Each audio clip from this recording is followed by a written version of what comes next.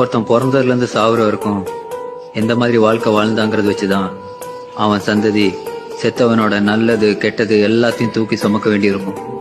அவன் சந்ததி நல்லதை சுமக்க போகுதா இல்ல கெட்டதை சுமக்க போகுதாங்கிறதுதான் அந்த கணக்கு. ஜாதி பத்தி எந்த புரிதலும் கிடையாது. வீரம்னு என்னன்னு தெரியாது இந்த வயசுல சண்டை போறீங்களா? நிஜ ரவுடி இருக்கிற இடத்த காமிச்சுக்க மாட்டான். ஒவ்வொருத்தரும் செஞ்சுட்டு இருந்த வேலை வச்சுதானே ஜாதிங்கிற ஒண்ணே உருவாச்சு.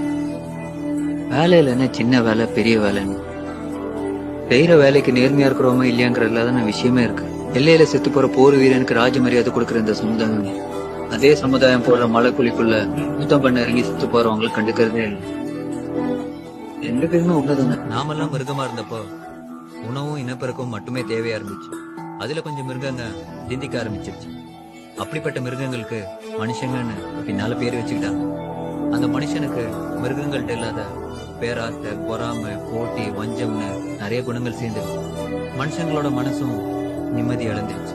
அப்பதான் ஏன்டா நிம்மதியே இல்லைன்னு உட்கார்ந்து அமைதியை யோசிக்கதான் கோயில்களை கட்டி வச்சாங்க. உட்கார்ந்து ஒழுக்கமா யோசிச்சவங்க நிம்மதியை கெடுத்த தேவையில்லாத குணங்களை உதுத்து விட்டுட்டு கடவுள் நிலையை அடைஞ்சாங்க. அந்த கடவுள் நிலையை அடைஞ்சவங்க கொடுத்துட்டு போன சிலபஸ் தான் திருமந்திரம், திருக்குறள், பகவத்கீதா, குர்ஆன், தம்மபதம், பைபிள்னு எல்லாம்.